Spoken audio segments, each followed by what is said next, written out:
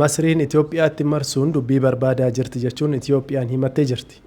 Kaleessa ibsa miidiyaaleef kennaniin dubbii himan ministeera dhimma alaa Itoophiyaa Ambaasaadder Nabiyaat Geetaachoo waggoota dheeraaf Masriin Itoophiyaatti marsuun qoccolaa turtee jedhan.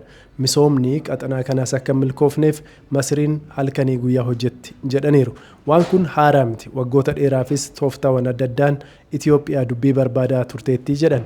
በግብጽ በቀጠናው ላይ የምታደርገውን እንቅስቃሴ ከበባ በሚመስል መልክ እየተደረጉ ያሉ እንቅስቃሴዎች ዙሪያም ሶቺ መስሪን ቀጠንቸ ረቲ ቢፈ መርሱ ፈካቱ ራወቱ እረደደቢን ሙልአተኒሩ ቢፈ ቆጮላ ሙደመ ፈካተኒን እረደደቢን ሙልአታ ቱረን ዋን ሃራሚቲ ዋን የሮ ዴራፍ ያላ ቱረኒዳ አጀንዳን ኡላ ገላና ኢትዮጵያ ሀገም በርባቺሳ ከተኤ ኩኒ አገርሲፍቱ ተኮዳ የሮ ኢትዮጵያን ጋፊ ኡላ ገላና ካስቱ ሶቺን ኢትዮጵያ ሁዳኒ ቀቡፍ ጎዳን ደበላ ዴማ ኩን ቶፍታ የሮ ዴራፍ ያለኒዳ ኢትዮጵያን ከናፍ ዴቢን ከኒቱ ጋፊው ኡላ ገላና ጀቤሲቴ ኢትፉፉዳ ኡመተሼፊ ቃሙሊያ ዳዳራ ደገርሰ ዋን አርገቴፍ ኢማመተሼ ጋፊ ኡመተሼ ከራነጋን ጭምሲቴ ኢትፉፍቲ ለዚህ ምላሿ የባህር በር ፍላጎት አጀንዳዋን አጠናክራ የምትቀጥልበት ነው።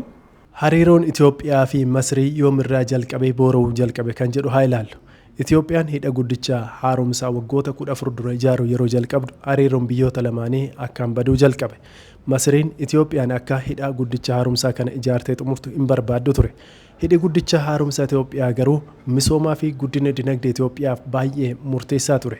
Ergasii biyyoonni lamaan marii yeroo hedduu taasisanis walii galteerra gahuu hin dandeenye. Ergasii Masriin tooftaawwan adda addaa fayyadamuun Itoophiyaa irratti dhiibbaa taasisuuf yaalaa turteetti. Keessumaa amajji tokko bara 2024 Itoophiyaan ulaa galaanaa argachuuf Somaalilaandii wajjin walii galtee wal hubannoo yeroo wal mallatteessitu Masriin ariifachuun gara Somaaliyaa gortee ibsa kennuu jalqabde. Gara Somaaliyaa deemuunis walii galteewwan adda addaa walii mallatteessaniiru. Hariiroon Masrii fi Somaaliyaas akkaan jabaate. Walii galtee waraanaas waliin taasisaniiru. Isa qofa miti. Dhiyeenya kana Itoophiyaa wajjinitii wal dhabdee keessa kan jirtuu fi gidduu isaanis muddamni jabaan kan jiru tokko Eertiraadha. Eertiraa fi Masriinis hariiroo isaanii akkaan jabeeffatan. Keessumaa waliigaltee waraanaa irra dabalatee waliigaltee daldala adda addaas dhiyeenya kana taasisaniiru. Torban darbe ministeerri dhimma alaa Masrii gara Asmaraatti imalanii ture. Akkasuma ministeera geejjibaa biyyattii qabachuun jechuudha. Marii bal'aas erga taasisanii waliigaltee tokko walii mallatteessaniiru. Dhimmis waliigaltee geejjiba galaanarraati.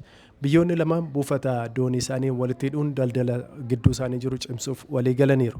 Bulchiinsii fi nageenyi galaana diimaas biyyoota galaana diimaatti bahan ilaallataa jedhan. Biyyi biraa dhimma kana keessa galuu hin qabdu kan jedhus ibsa kana keessatti eerameera. Kana jechuun maqaa dha'uu baatan illee dhimma galaana diimaa kaasaa kan jirtu Itoophiyaan ulaa galaana diimaa kana akka hin arganneef Masriin cimsitee waan hojjechaa jirtu fakkaata. Kanaan dura Somaaliyaa wajjiniin achii immoo Eertiraa wajjiniin jechuudha.